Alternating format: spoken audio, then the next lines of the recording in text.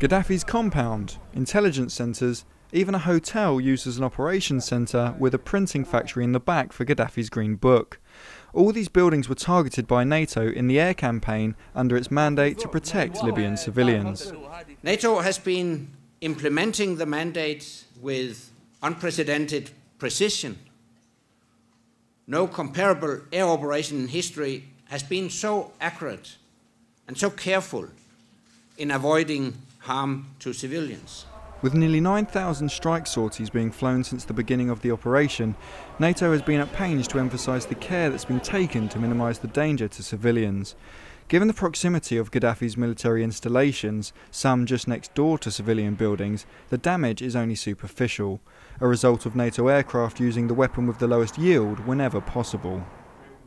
Mahmoud works at this hospital, which is next to an intelligence building bombed by NATO. He explains that the medical facility suffered only a few fallen roof panels and some broken glass after the airstrike.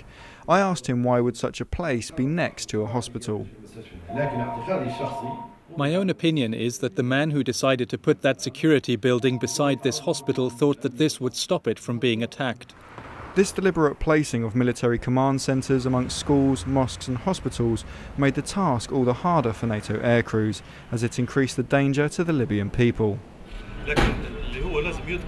I have to mention this, although it's negative. The children get terrified and cry from the sound of the bombing. It's very loud.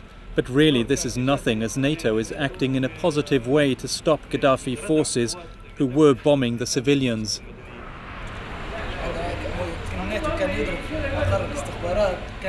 When NATO was bombing the intelligence compound, it felt good. Words fail me to explain how I felt then.